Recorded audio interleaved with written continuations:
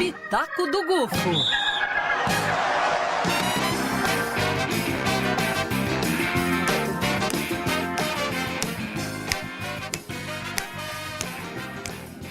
Oh, yeah! Então, hoje, hein? Terçou total em La Paz, no morro, na altitude. Olha, a altitude, ela é difícil. Eu já contei pro pessoal aqui, pros nossos melhores ouvintes, a experiência de morar numa cidade a mais de 3 metros de altitude. O avião para descer sobe. Pra chegar em La Paz.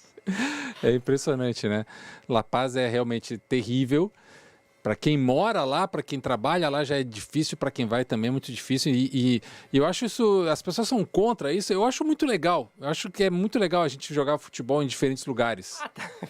Sabe? Você quer dizer que tu acha legal jogar assim na altitude, os caras não conseguindo respirar em campo. Não, é que parece eu aqueles... acho que não tinha que ter jogo lá, cara. Parece aqueles joguinhos, sabe? Que tinha joguinhos que tu escolheu o campo. Daí escolheu o campo era no meio do mar, outros eram assim, com dificuldades no meio do fogo, sabe? Aquelas coisas assim difíceis. E para mostrar que futebol é o esporte mais democrático do mundo. Se joga em qualquer lugar, em qualquer canto, dá para jogar futebol. Mas hoje... Mas tu acha beleza, assim, jogar em condições extremas como essa? Eu acho que faz parte, se aquelas pessoas moram lá, porque que elas têm que ser privadas daquilo? Mas beneficia e muito o time local. Sim, beneficia muito, mas eles também têm dificuldades lá, né? Muito menos. Quem joga na Bolívia, eu digo. Não só, tá, o cara é de Santa Cruz de la Sierra, vai subir lá, vai ter problemas também, né? Sim. E no Peru, por exemplo, tem o Cusco, lá tem o Cienciano, que jogam a uma altura terrível também, mais alta até que La Paz, se eu não me engano. Mas o Real Garcilaso, acho também. Então, isso faz parte do nosso continente. Eu acho que, no mínimo, em jogos assim, tinham que ser permitidas, sei lá, umas 10 alterações. Umas 10 substituições. Ah, isso pra concordo. poder renovar o claro. fôlego da galera. Sim. E já fizeram todas as experiências científicas para provar o que é melhor. Vai antes, chega na hora, joga no dia, fica uma semana, fica um mês.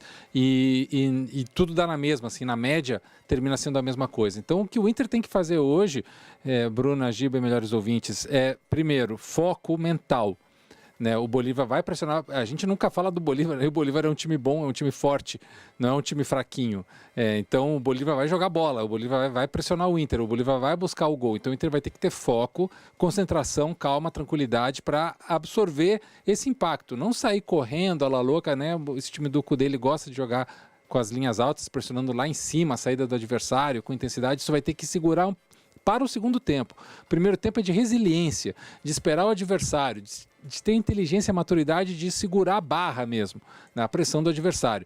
Para no segundo tempo aí sair na boa, aquela coisa de buscar um golzinho se possível, se sofrer um gol, segurar para perder de 1-0 já é goleada a favor do Inter, porque o Inter aqui consegue resolver se voltar vivo de lá, Giba.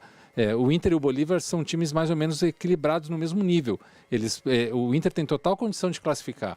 A questão é voltar de lá vivo. E para voltar de lá vivo é estratégia, é inteligência. E hoje a gente vai ver se esse time do Cudê, com jogadores até mais experientes, né? Contar aí com o Ener Valencia, com o Alan Patrick, são jogadores de qualidade e de experiência, para o próprio Rocher também, eles saberem ter a resiliência de segurar o adversário, ter a paciência de entender que o adversário vai pressionar mais do que eles, vai ter mais chances do que eles, mas que essas chances não sejam tão claras assim, para que não seja uma goleada. Porque se o Inter voltar de lá com 2, 3 gols de diferença, aí vai ficar muito difícil. O Atlético Paranaense tomou 3-1 lá, né? Sim. E depois na Baixada fez 2-0, levou para os pênaltis e não deu.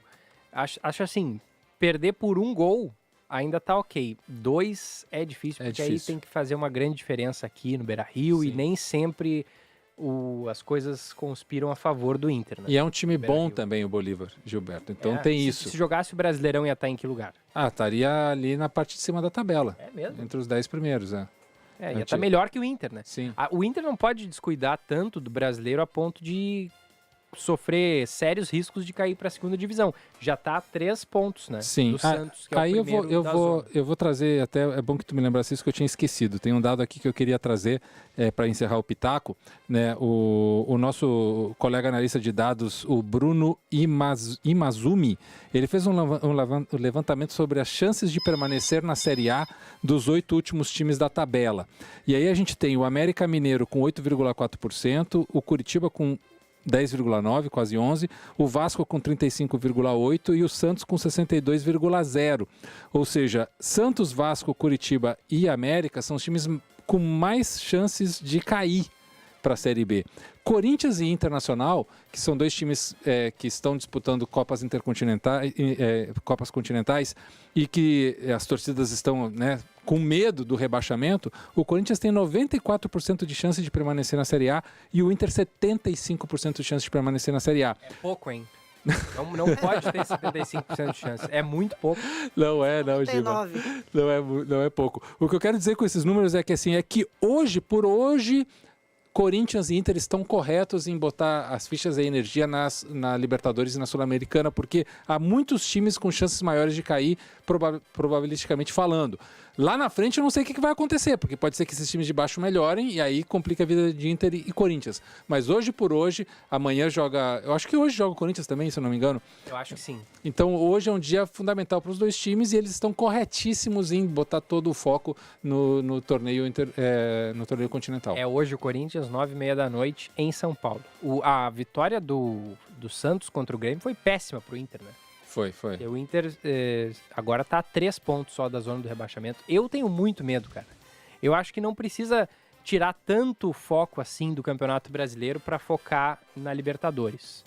Acho que os jogadores estão com o pensamento total na competição continental e estão deixando de lado. O sinal já está laranja, não está mais nem amarelo lá no Beira-Rio.